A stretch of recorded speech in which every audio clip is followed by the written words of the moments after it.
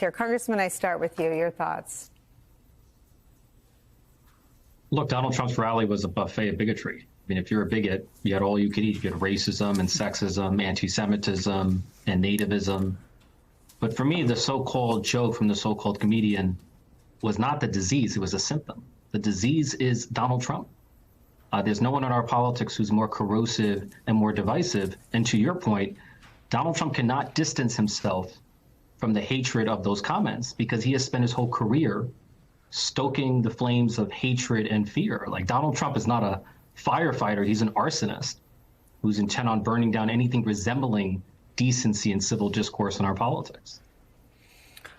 Whatever happens in a week, how do we move on from what we saw last night? It's hard to know. I mean, we have to, you know, Donald Trump spoke of liberation.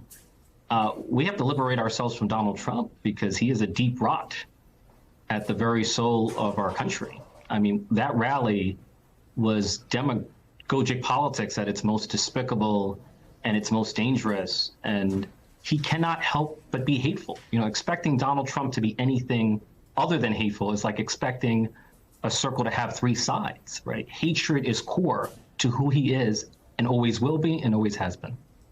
Alicia? The purpose of language like that, what we heard at that rally, yes, is to whip up hatred and discord. It's also for those of us who come from these communities and these cultures to disempower us.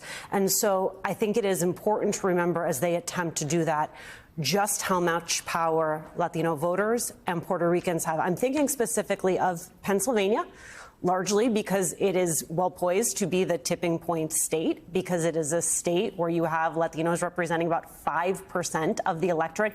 Half of that 5% wow. is Puerto Rican.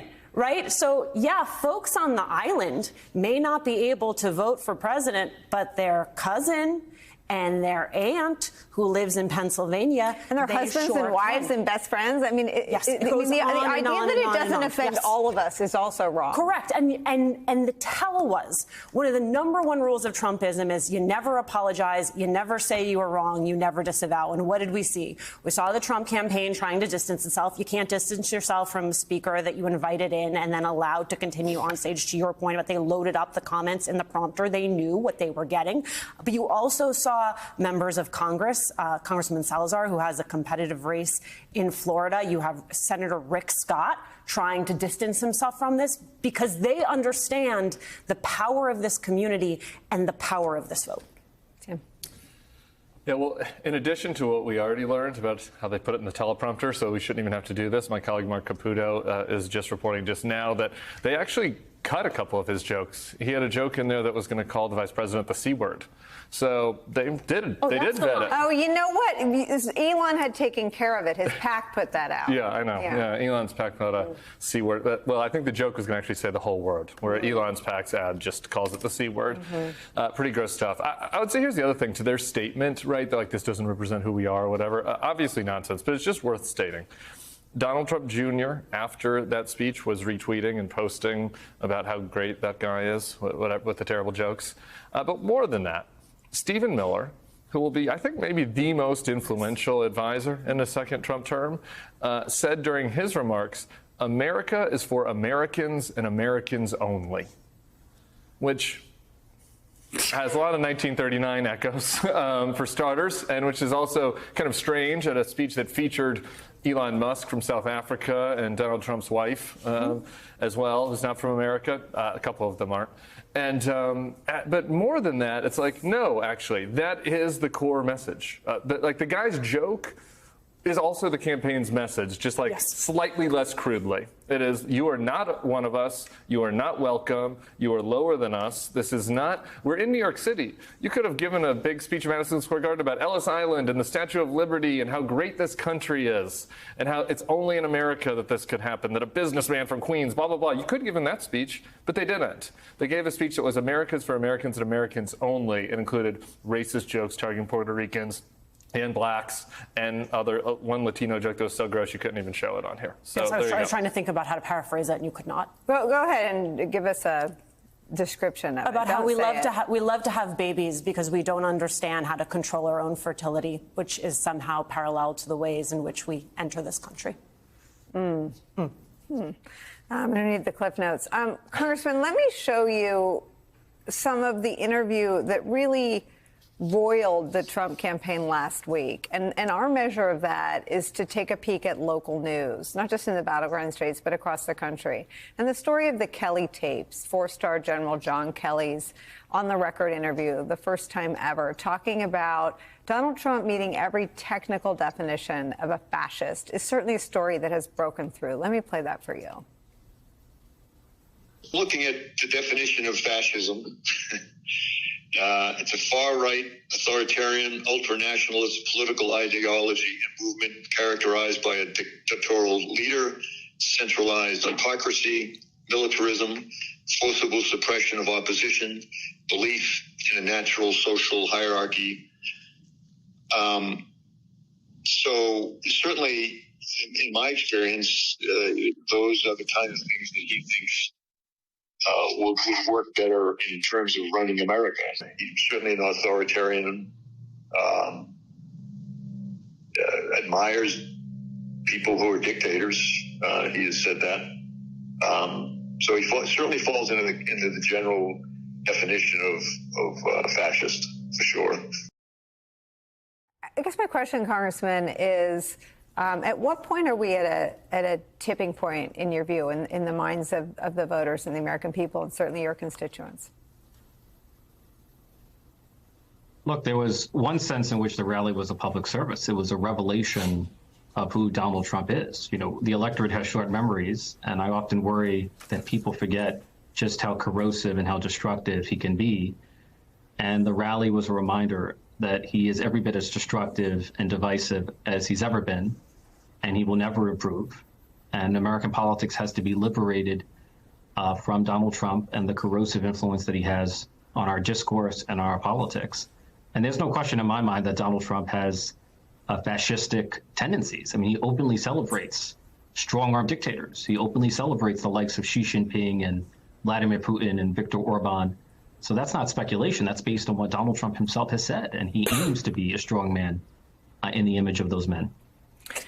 Can I tie just a few threads together Please. that I think you were trying to pull here, that it relates to the fascism, and then that sort of rhetorical question you asked about why believe him about the deportations? Well, on 60 Minutes last night, as this rally was going on, you had Cecilia Vega do an entire bit about this deportation plan, what it's going to cost, how you actually execute it. And you have Tom Homan, who was the acting director of ICE under Trump, saying, well, we can do it because we've done it before.